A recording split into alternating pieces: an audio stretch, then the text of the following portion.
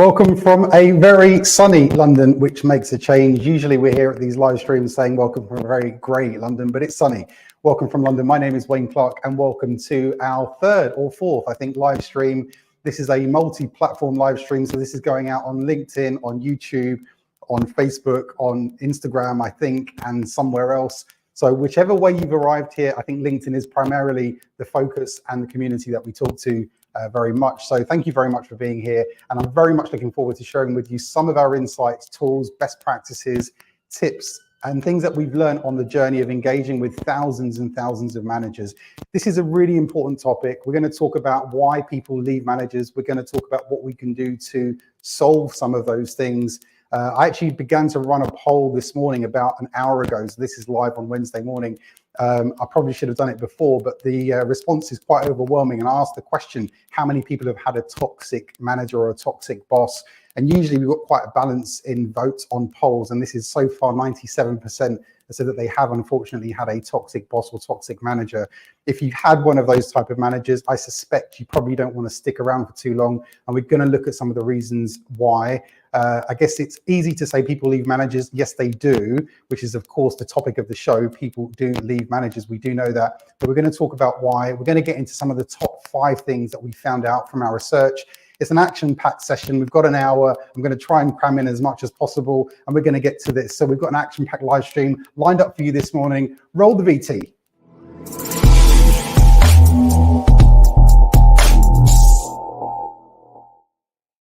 So I'm excited, I'm hyped up. We've done a lot of prep in terms of looking at some of the research that we thought you might find useful. Our job, my focus on these live streams is to try and give you as much insight as possible from all of the people that we keep bumping into in our work around the world. If this is the first time that you've encountered us or met with me or our organization, we're called the World Class Manager Team, and we work all around the world, as the name suggests, with lots of different organizations and governments. Our team is split from here in the UK and also in Europe through all the way to the Far East. And actually, we've got a large component of our business based in Mongolia, as well as the Middle East as well. So a huge thank you for being here. And as I said, I'm really hyped up to share with you some of these insights. What we focus on are not sort of theoretical ideas, right? This is not a lecture. This is nothing to do with an academic view of this. This is all based on practical things that we've learned and engaged with, picked up from all of these great people that we've come into contact with all around the world. So yes, the topic is people leave managers, but we're going to go a little bit deeper and look at some of the reasons why that might be the case. I wanted to start off with a fact, so let's get cracking. 81% of managers that we've surveyed, now to put this in context, over 50,000 managers have been through our World Class Manager program. We've interviewed and surveyed 15,500 managers on a range of questions. 81%, and this is why I wanted to set this up as a context setter for the rest of this session, 81% of the managers that we've surveyed said they believe that the product or services of their organization could be better. Now, when we started to uncover this research, we found it so mind-blowing. I found it mind-blowing. I spent much of my career involved in employee engagement, in feeding back engagement scores to CEOs and leadership teams. If you think about your own employee survey, staff satisfaction survey, colleague feedback survey, whatever you call it, you're probably asking a range of questions, to do with how do we feel about the manager, the leader, the values, the culture, all of that good stuff, and it's all relevant. What we often don't do is ask managers specifically about insights to do with operational improvement, because as we often know through the feedback of the survey, most people have quite a clear idea and a strong point of view on what the organization can do to improve. When we uncovered this number, it really knocked me off my feet, because 4 out of 5 managers are suggesting to us, based on this survey, that we could improve what we do. Now, the big question we asked was, well, who's listening to those, to the 80% of managers who believe this? And what we often find in many organizations is not many people actually, because there isn't a mechanism geared up to listen intently to this type of insight and feedback. The reason why I wanted to share this up front is because I think it sets the context in a way for many of the things we're going to talk about and I'm going to share with you in this session, and we might keep coming back to this because I think it's such a compelling statistic. Now, in terms of where we pick up this research and this work from, we've worked now in over 30 countries around the world, worked with over 50,000 managers. I've personally had the opportunity to work with over 1,000 different CEOs. If you imagine a CEO spectrum, right, of 1,000 CEOs, from your deeply empathic, want to hug you all day, feed you grapes, hold you in a loving caress and tell you the world will be good. Then there's that type of CEO on one end of the scale, all the way through to the other side of the scale, which is probably like a clinical psychopath. And I pray that you never meet such people, right? We've met them for you. You don't have to. So we've got this incredible spectrum of insight, learning, best practice, tools, tips, insights. And what we've been doing is learning from what some of these leaders do. And more importantly, in a way, asking the question, so what? What can we do with this? You know, I'm a new manager. It's my first time in a management role. What can I do that would make a difference in terms of my role and the impact of my team? You may be a super experienced manager and may forget some of these things that are so important and so essential. So we'll be sharing some of that with you. You may be a CEO where you've got a huge population of managers. We work with some organizations who have tens of thousands of managers. How do you as the CEO get your arms around this community and as a HR director or a chief people officer and try and move them in lockstep through some form of development? Again, we'll look at how relevant that is to what we're discussing here today. And probably the bigger and more complex the organization, the more of a concern that a leaky bucket in terms of talent will be cost-wise, culture-wise, strategically for your organization. So we'll get into some of that. And you may be new to the world of management. It may be a goal for you that you want to become a manager or a leader of an organization in, you know, one point in your career. You may be way before that. Like, why would you do it? Anyone who's got experience as a line manager will tell you it's a ridiculous idea because human beings are emotionally charged or unpredictable. Why would you want to manage people? But if you are hell-bent on managing people, then of course this is going to be of value to you. And again, what we're hopefully going to do is help you to avoid some of the pitfalls that some of these other managers have fallen into, or unfortunately, some of their teams have fallen into and then decided to vote with their feet and get out of the organization. We took our research and we crushed it. We shrunk it down into a book form, which launched about 12 months ago. So if you follow me on LinkedIn or on any other platform, we've been in the process for the last year of launching the book around the world. We're not done. We go to South Africa at the back end of next month and then back again to Saudi Arabia. And then we launch in the Netherlands, actually, in back end of May. So the road trip continues of sharing our work and insights around the world. And again, I'm really wonderfully excited that we've got this forum, this mechanism, this channel to share with you some of our insights, tools and tips, because we come across so much. And of course, I like to share as much as possible. And this is a great forum to do so. But let's get your feedback. Let's see what you think. So a few things I wanted to try and cram into this. There were actually 5. If you read the invite for the session, there were 5 key things, but I can never stick to a script, mainly because I don't have a script. Actually, someone asked me the other day, how do you script and plan your things? Well, this is probably like a bad expose, but this is my script, right? Here's a script for the session. So it's kind of unscripted. We've got 5 big things I want to talk about. I'll try and cram in 6 or 7. Let's see how we get on and let's kick it off. Now, the first thing I wanted to talk about is what we call the role of the 21st century manager. Now, this is the beginning part. It's the first phase of the program that we run called World Class Manager, where we go in depth and we ask some very fundamental and very simple questions about what the role of the manager is in the organization. And you may say this sounds a little bit too simple. This sounds a little bit naive. Of course, the job of the manager is to manage people, maybe get the best out of people. Yes, of course it is. But what we're talking about is how often does the organization reinvestigate what the fundamental role of the manager is in 2024, on March the 27th, 2024. What is the job of the manager?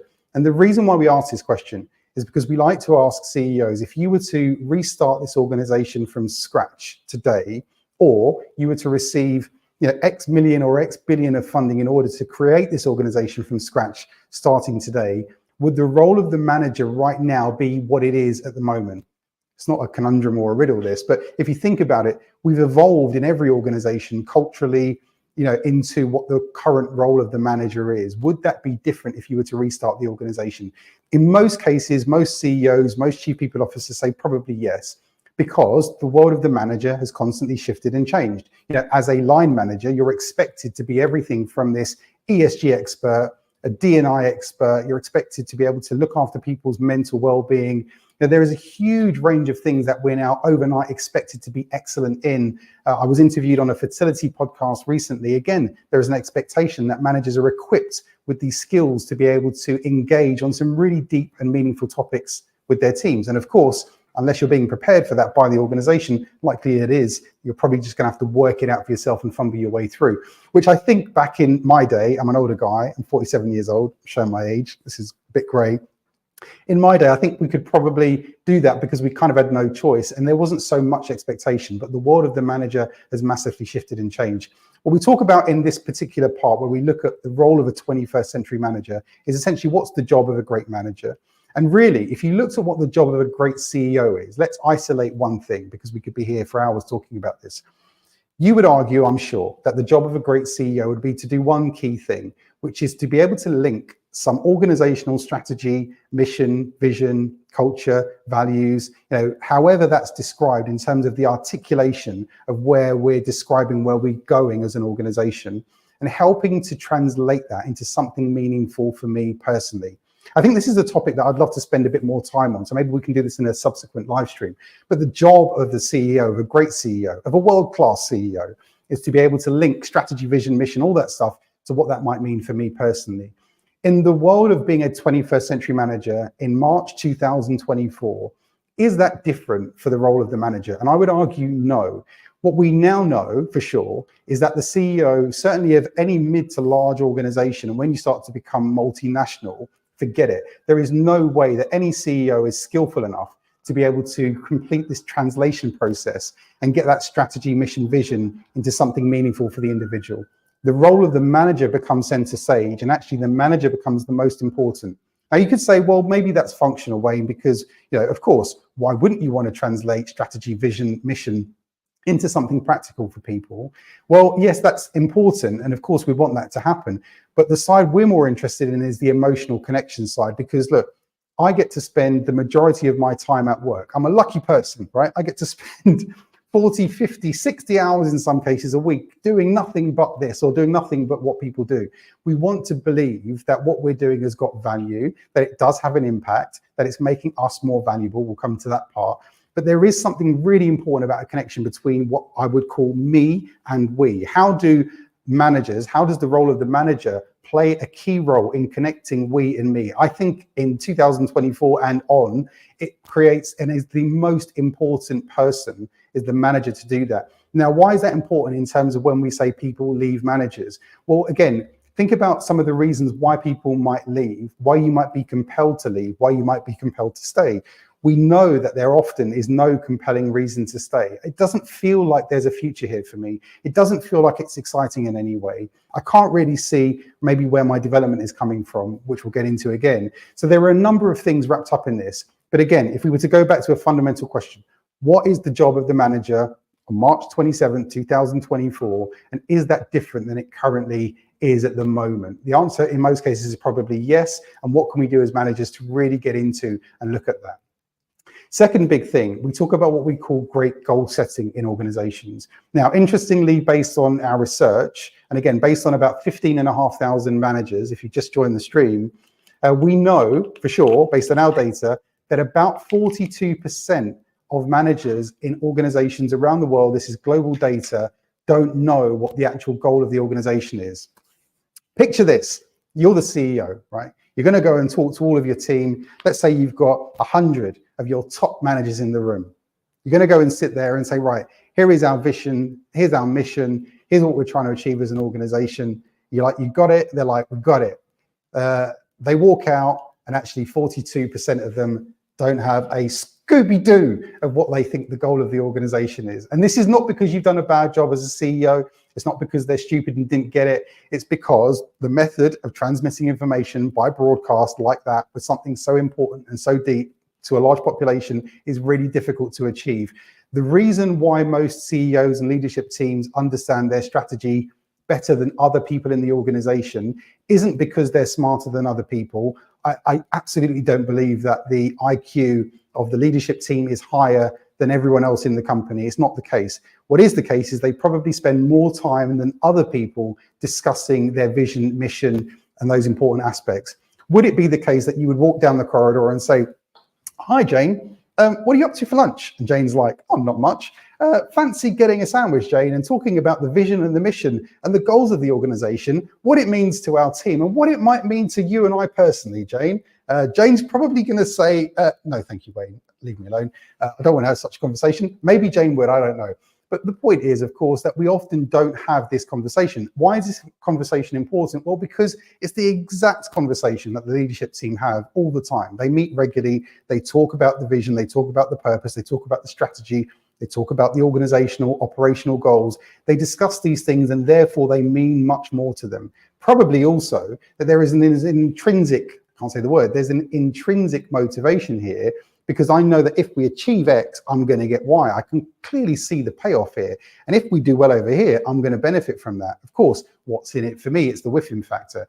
So again, when we think about this, now I'm the manager. I am 3 or 4 levels below the CEO or the CPO or the CFO or the many chiefs. But I'm 3 or 4 levels below.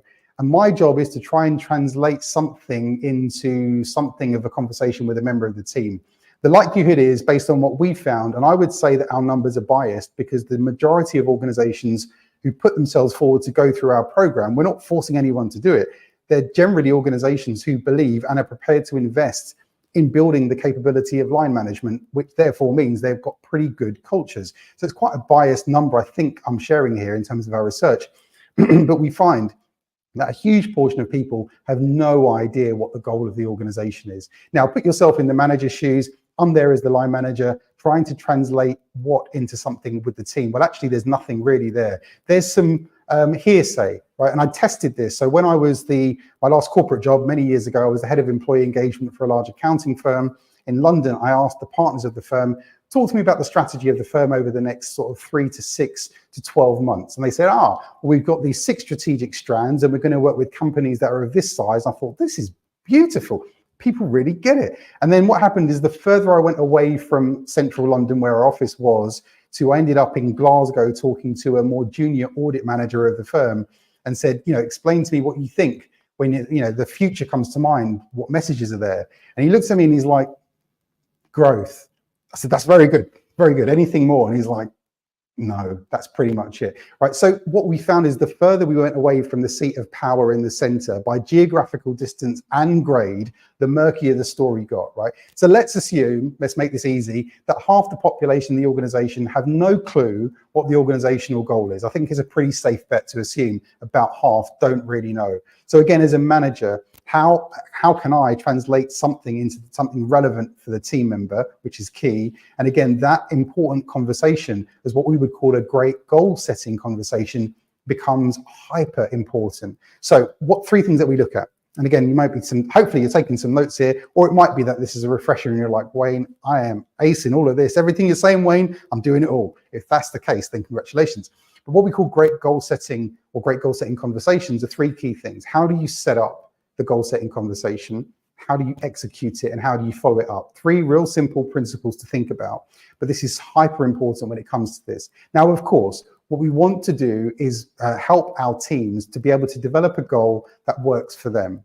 The fact that we might want to grow the company by X%, or we want to deliver exceptional service delivery to our clients or customers, or we want to be number 1 in our chosen markets, all really interesting stuff. But actually, when it comes to my day-to-day job, not that interesting. I'm more fired up by something that's hyper-local to me. So again, the job of the manager, of course, is how do we do that? Now, it could be that you've got no idea of what the organizational strategy, all that big picture stuff. Does it matter? Well, it kind of does. But in this context of setting great goals, as long as we're quite clear on what the team should be doing, of course, then we can hopefully try and translate it into something relevant and hopefully inspiring for the individuals in the team. The key is, of course, is this E word, the big E word, when we talk about empathy, is understanding where someone is, understanding where they want to get to. If you don't understand that, then that's the 3rd part we're going to come to in a minute. But I think this is a really important part of any engaging conversation, and to, of course, try and link, vision, mission to something personal. So when we talk first, number 1, if I can do a quick recap, we talked about this idea of linking big vision to what we're doing personally, but asking a fundamental question, what's the job of the manager going forward? And I suspect it's going to have a lot to do with translating vision. It's going to have a lot to do with delivering for the people who you're designed to deliver for, your customers, your stakeholders, your shareholders, whoever it is the organization serves. And then the third part of that is, of course, being laser focused on getting the very best from the individual in the team. That's number one. Number two, we talk about this important area of what we call great goal setting.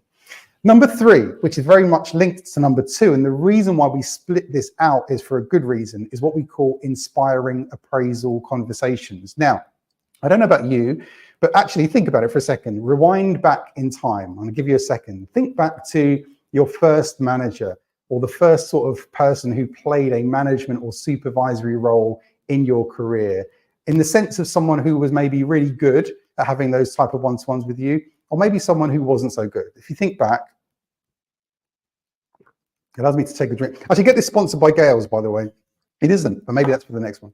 So when you think back about your experience, think back to, again, what was the experience like and how did you leave feeling? I guarantee that every single one of those conversations, you leave with an emotion. You could leave feeling judged.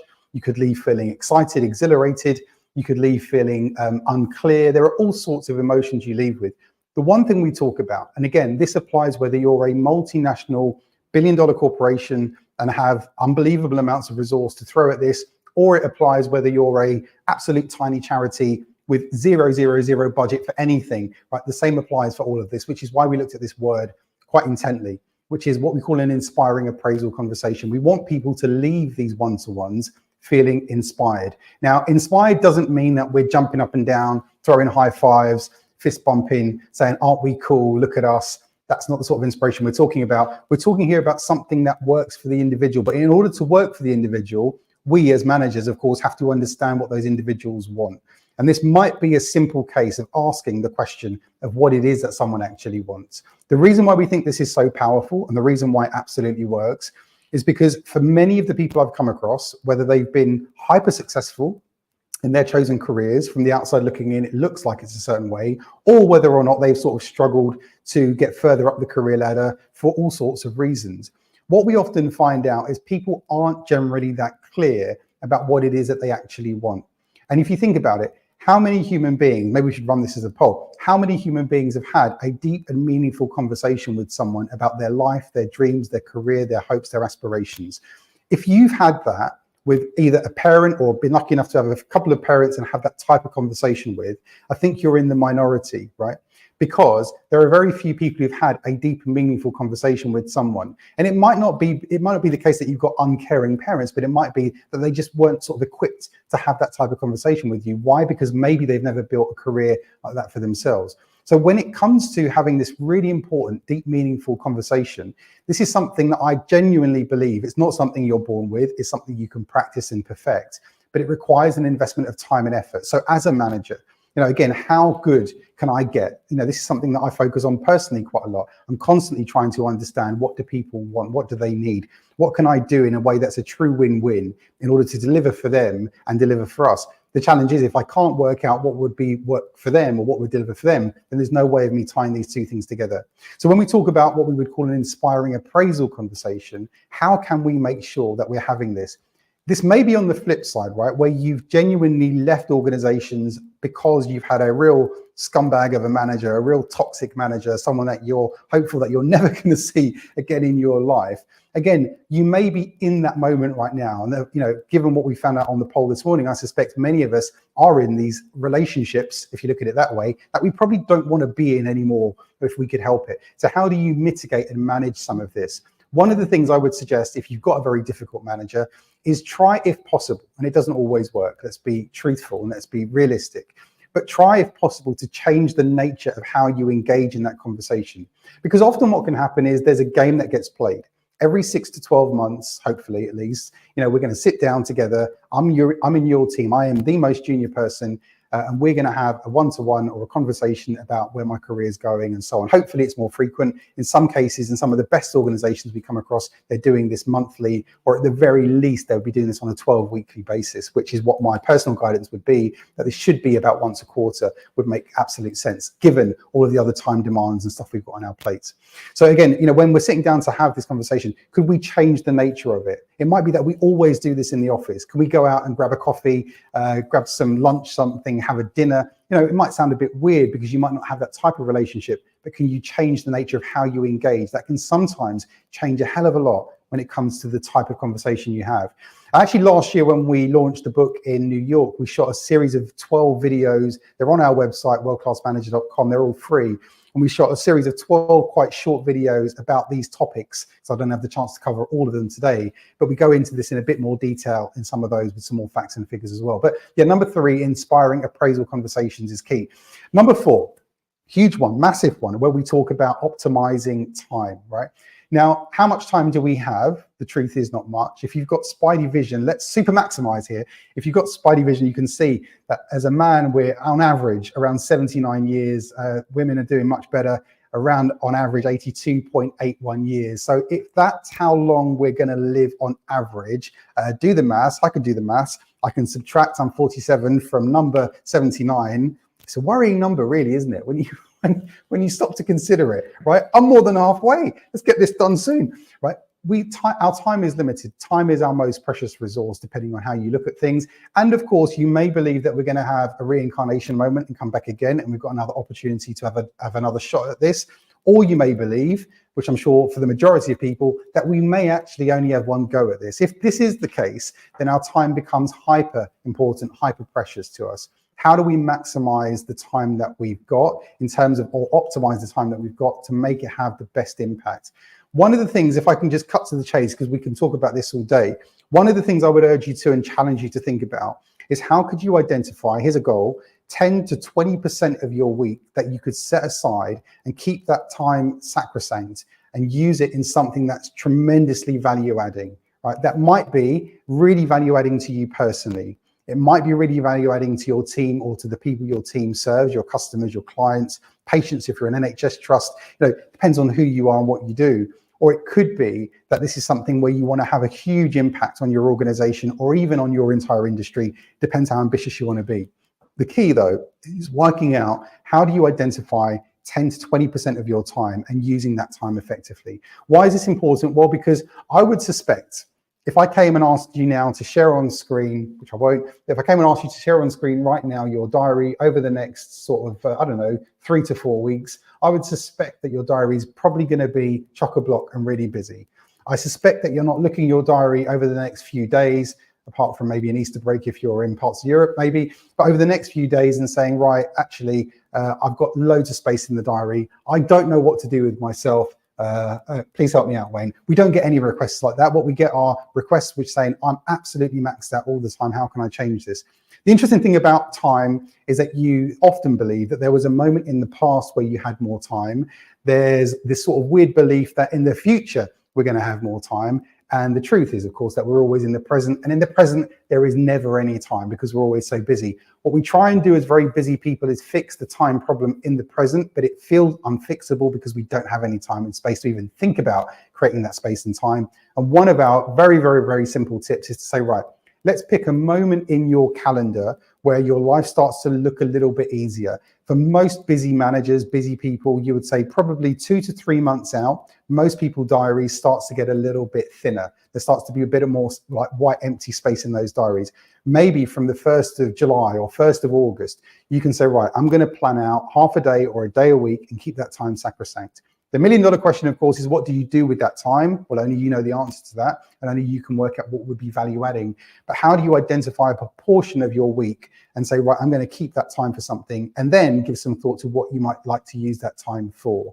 One of the big issues that we come across in many organizations, going back to the 81% number at the beginning, and actually it's part of the reason why I'm always interested in this show, The Undercover CEO. If you think about it, what happens if you watch The Undercover CEO or Undercover Boss, as they call it in the US, at the beginning, they show the CEO who says, they've had this epiphany moment, or they've obviously agreed to do the show. They're going to go undercover and go and find out what's going on in their organization. Usually the next scene is that would be the CEO with the rest of the leadership team. They sit around the table and the CEO says, right, obviously this is all recorded on camera, and says to the leadership team, I'm decided I'm going to go undercover and see what's going on in the organization. At that moment, if you watch any of these shows, what did the leadership team do?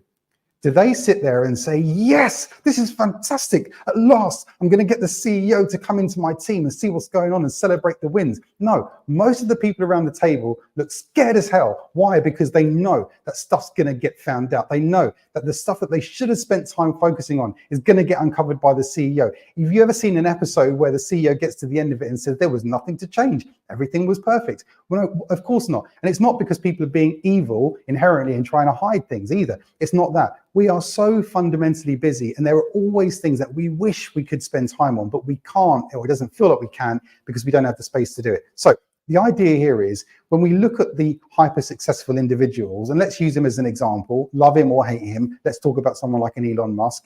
He's got the same 24 hours in the day that you and I have, and runs a multiple number of companies, has, you know, a huge family and huge commitments, as I would imagine. How does he and other people like him manage to achieve so much in the same time period? There is something here really important about giving a rethink to how we utilize our time. Now, put this in the context of why we're here discussing this morning, which is about why do people leave organizations. It can often feel like everything is so overwhelming. There is no plan. I'm getting hit from left and right with sort of ideas from people. It feels too much. I feel out of control. I want to go somewhere where life might be a bit more ordered. If you find somewhere like that, let me know, because we don't find many, but that's often one of the ideals and one of the issues. We feel out of control. So again, how do we get back in control? You could be the most junior person in the organization. There is still something we can do to try and get some control back. And which is why identifying a portion of time that we could spend thinking about something really value adding for you, for your team, for your organization would be really important as well. And again, as a line manager, as a people manager, if you had an opportunity to spend, 10 to 20% of your week, how could you utilize that time valuably? And I think there's so much you could do. There's so much impact that you could make, but often it's hard to because we often don't have the time. Number 4 is where we look at what we call improving communication. Now, on my travels, we're constantly on the road. Well, I'm certainly constantly on the road, moving around, talking to different organizations, companies, governments, and everything in between. Everything that I've seen everywhere on the planet points to one challenge that we see consistently. There isn't a place on earth where I've gone where they said, Wayne, we've solved communications. Yeah, we've solved it. We've got it all worked out. Everyone seems to get everything that they need to know on a regular basis in a format that works for them, through a channel that really works for them. I've been and asked the people, and I've interviewed them, Wayne, and I said, could we do anything to improve communications? And they were like, no, we're good. It doesn't happen, never happens, never found anywhere like it. Conversely, every single organization that we've ever spoken to says, of course, we want to improve communications. Now, is it because organizations cannot improve communications, therefore this is an unsolvable challenge? Actually, on a mass scale, I think the answer is yes, which should be a liberation moment. If your specialism is focused on improving communications, you cannot improve organizational communications to the point where everyone says everything's working perfectly well. It's a utopian fantasy. If you look at it as a psychologist would look at, it's a psychological fantasy, right? What we can do though is we can improve the perception of communications in our teams. And for most people, yes, I'm concerned what's going on in our industry. That's kind of interesting. Trends are changing, things are happening, movers and shakers are moving and shaking. There are things that are relevant to the company that interest me a bit more. There are things that are interesting in the department that interest me even more. I'm more interested though in what's going on in my team, and I'm really interested in what's going on in between myself and the line manager. So when it comes to improving communication, most people are concerned, for most of the time anyway, with something that's a bit more personal and selfishly motivated around their world. And here's the key to the answer, right? Ask people in the team 3 very, very simple questions. What do you want to know? How often? And how best can I get that information to you? What do you want to know? How often? And how best can I get that information to you? Now, this might be the case that you speak to someone and they say, I really want to know strategically how we're doing as an organization. I would love to find that out on a monthly basis, and maybe over a coffee would be fantastic. If you deliver on that and then ask that person in a few months' time, do you think communications is improving? What are they going to say? They're going to say yes. Why? Because their personal and selfish conditions for improved communications have now been met. It might be someone else wants to know, I want like hardcore stats in an Excel spreadsheet sent to me every week on an email. That for me would be absolutely perfect. And maybe there is some policy stuff in the organization I want to know about. Wayne, thank you very much. I'm good. And that person is absolutely fine. Or it could even be the extreme case. Hopefully not, but it does exist. And we know that you've probably got anywhere between 5 to 10% of any workforce who absolutely hate the company and would love nothing else than to get out and do something else. Will they leave? Maybe not. It's another conversation for another webinar, another live stream. But we know that you're going to talk to some people and say, what do you want to know about? The answer would be nothing. How often? Who cares? When would you like to know that information? What ifs? Okay, fair enough. Right, we know some people fundamentally couldn't care less, right?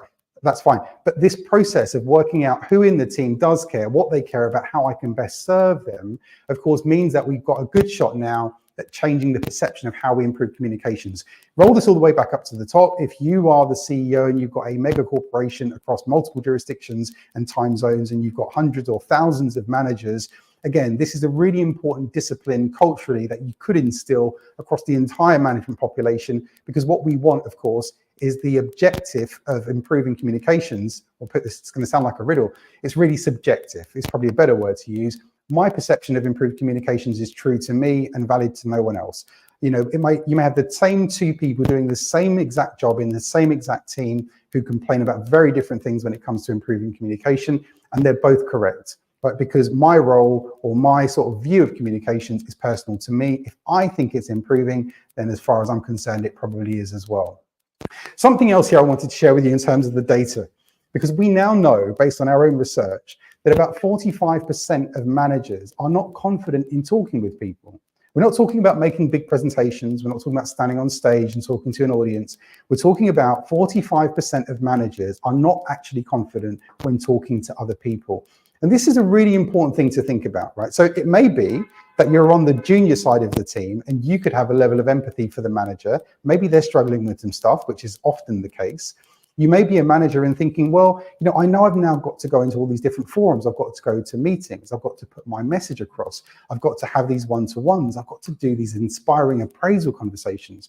I've got to check up on how people are doing. These are all quite confronting things that we're often given, in a way, zero preparation for as a line manager. So we know that a huge population of people are not confident when it comes to being able to speak and engage with other people. So again, a cue, we've come across nearly every organization is working with some form of coach. I'm sure a coach. There's a million excellent coaches on LinkedIn. Find yourself a great coach, work with someone like that, to help your management team build that important bench strength, that key skill of being able to firstly even feel confident to engage, because often we're not given any support or any prep around something like that.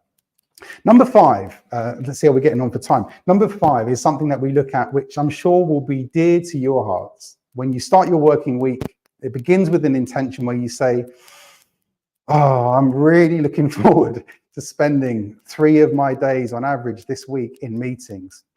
That is a great use of time. I remember Wayne was talking about the fact that women only live to 81 years and men only live to 79. Oh, if I could just spend 2/3 of that time I've got on the planet in meetings, that would be awesome. Sorry. We know that this is an insanity, but it's the truth, right? In most companies we've come across, about 2/3 of managers spend their times, about 2/3 of a manager's week will be spent in meetings. About 1/3 of that time on average, based on what we found out, would be seen as value-adding time by the manager. But even worse for members of the team who get invited to things that they can't, in a way, say no to. Bad idea politically, could really shoot myself in the foot, but I don't want to go and spend 2 hours sitting in this thing. Total waste of time. I don't even contribute anything anyway. Some interesting meeting stats here that you can see on screen. Let's maximize. I think this is worthy of maximization, right? 70% of people say that they bring other work to meetings. If you think they're there for you, the likelihood is that they're probably not. Hard enough even face-to-face, but even more difficult when you're doing this remotely. Who knows what they're up to? About 39% of people admit to having a sleep in meetings or falling asleep in meetings. So, before the next meeting, fluff up those pillows, get the duvets out, read a lullaby.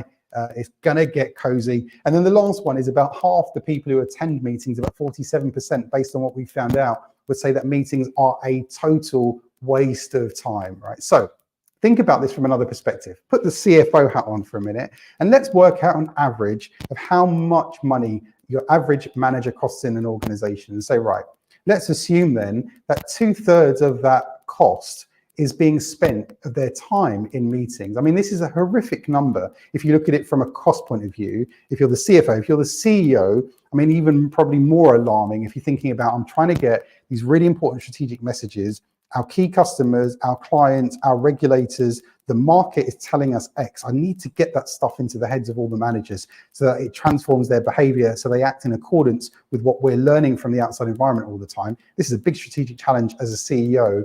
As a chief marketing officer, the world's evolving rapidly. We need to change the way that we're presenting ourselves to the outside world. But I can't really do that because 2/3 of these managers' week is spent in this time. There's all sorts of strategic challenges that every single leadership team on the planet would love to shift the manager's perception of, and how much time of their week have they got access to managers? Well, probably not that much, given what we keep finding out in organizations. So meetings can be one of these things culturally, I think this is important, that often can really repel you from an organization because it feels like you're getting nowhere. So again, as an individual contributor, as the most junior person in the organization who might decide to vote with your feet and leave, how could we transform the quality of meetings? Now, you may not have control of some of the big macro meetings that happen on a quarterly, monthly basis that you're invited to, again, by someone senior, but you can't say no to it. But you probably do have a lot of control over the regular interactions of the team and how might you change it. Here's the goal. Here's the goal. Imagine creating a meeting, is what we look at, where everyone actually wants to attend it, right? That's the utopian dream. Are we high? Are we on some form of drug saying this? No, of course not. The reason why someone would want to attend the meeting, of course, is that they get something out of it, or they're unbelievably altruistic, which is maybe less than 1% of the population, who just want to contribute 2 hours of their precious life to achieving something for the organization at some point in the future. That's probably not even going to work out, right? Given all the other things that change. Most people are more concerned about something that's valuable for them. So looking at the other way around, how do we make our meetings feel ultimately more valuable for the people who attend them? Last one I'm going to look at, because there's too many here, but when we look at what we call understanding our customer or understanding who we serve. And again, I think this is one of the most important areas where we can truly engage our teams in a clever way that makes the organization culturally feel more sticky. If we're looking at reasons to compel people to stay, not to leave, I think this is a really interesting area. The reason why is because in many companies that we come across, there is often a big misconception about what the customer actually wants. There are so many organizations, if you look through the list of the history of failed corporations, of the big name brands that we can all, I'm sure, name, there's usually a story where they just got it wrong. They just didn't get what the customer was saying. They didn't understand what was happening with the market. If only they would have listened to people who were telling them for years that they should have sold this product or done it in this way or positioned themselves in this way. Right? Often the organization is very disconnected actually from what the customer actually wants from them. And we've seen this in a number of organizations. We found organizations like, if you know me or know us, you know that I'm this absolute evangelist of an organization called Red Carnation. They own a number of hotels across the world, and they are the exemplar, in my opinion, of truly understanding their customer. They rank #1 in literally every city on the planet where they have a hotel in terms of customer feedback, customer service. This is an organization obsessed and deeply empathic and caring about what the customer says, and it makes sure that everyone in the organization understands how important that is and don't feel disconnected from it. This is one of the areas where it can really change the dynamic for a team. Could we, with myself and 3 or 4 people in my team, if we're a small team, do something else to understand what our clients might want from us? This can be a really engaging exercise. It gives junior people an access to a level of seniority and thought process and strategic thinking that often they can never get otherwise. And here's the thing, if let's put it the other way. Would it ever be a bad thing to be seen as being someone who's strategic by the leadership team? Would a leader ever look on a manager or on a junior member of the team and say, you know what, you're thinking too strategically. Oh my gosh, your critical thinking is really disturbing me. This is too critical. You're putting too much intelligent thought into thinking these thoughts. Where do you think these thoughts? This is never, ever going to be a bad thing. But again, so maybe here's the answer. Maybe I've just answered something for myself. Maybe if we're going to optimize time and identify 10 to 20% of the week that you could spend doing something else, even if it's an hour a week, right? This is valuable. Maybe that hour is valuable time spent in getting closer to the customer, understanding what the customer wants, and therefore sort of acing the hell out of what the customer wants. Now, when I'm talking about a customer, I'm aware that many of us, if we're in an internal or a practice management function, a professional service function, we could be in HR, IT, We could be in finance where we're serving other internal stakeholders. This is the exact same challenge, right? How do we make sure that we really understand who we're delivering for, what they need and what we can do? This is one of the most excellent exercises you can do as a team. It costs you like $0, $0, £0, and is something that is tremendously engaging. Final point on this final statistic, right? And this is a big one. I'm ending on a big number here. We found out that 46.7% of managers do not understand the numbers. They don't understand the finances of the organization. I mean, I don't know if this alarms you or bothers you. It bothers me because I just think, if you're talking to your entire management population, and again, the bigger the organization, the more complex, how do they understand the numbers? In many cases, not very well. Interestingly, if you look at the hyper large multinational corporations, let's look at a typical stock market listed company that every 3 months is grilled. If you've ever attended an analyst call every 3 months, it's fascinating to watch or listen into, because the financial analysts, the fund managers will grill, literally, they're sauteing the CEO and the CFO of the organization live in front of the population to challenge them on their numbers. Will they be at or meet or exceed expectations in terms of what investors want, et cetera, et cetera. The organization puts an unbelievable amount of effort into those conversations, of course, because they're really important for the shareholders. Often then what happens is internally that knowledge, that debate, that rigor isn't then shared. Often what happens is you get another set of numbers which trickle down. People often believe that there is this magical fairy that descends. We call it the cascade fairy. It waves its magic dust over the population, and then all of a sudden there's a sort of realization. People say, oh, I like Neo in the Matrix, like remember that moment where he knows Kung Fu. I know the numbers. This never happens. So what we know is that we need to translate these numbers through us, the managers, into something relevant for the team. And again, this is a really important conversation. And we found out from our research that hardly any managers actually understand what the finances of the organization are. You may argue that's not important for your organization. I can't understand why that would never be important for all sorts of reasons that we don't have time to get into. So again, when we look at some of these areas, and just again as a real brief summary, because I know we're short on time, when we look at some of these areas where we look at, again, number one, we're talking about this 21st century manager. How do we make sure that we link what I'm doing to what we're trying to achieve as an organization?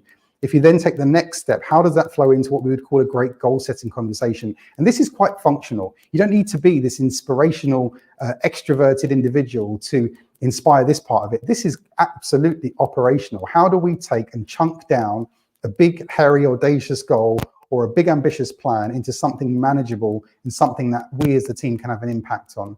Number three, where we look at what we would call the role ultimately of being able to inspire people in conversations. Number four, where we looked at this challenge of optimizing time. We've only got so much time on the planet. How do we optimize that? And then the fifth area, where we look at this really important area, again, of how do we understand what our customers want and able to deliver for them as well. And the other one of looking at how do we improve communications.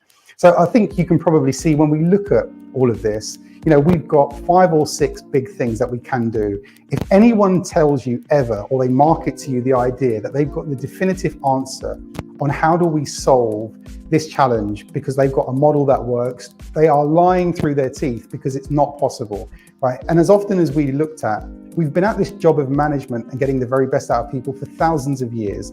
If this was truly a science, we'd have an equation for it by now, and we don't. It's an art form. It's something that we practice. It's something that we spend lots of time and energy on. It's something that I personally have invested a huge chunk of my life into trying to be better at, learn about, learn from the best, and then, of course, translate that into something that we can share with people and make their lives much easier, much more fruitful, and make their journey much cleaner and faster as well. So 5, 6 big things. Again, we absolutely thank you for attending the live stream with us.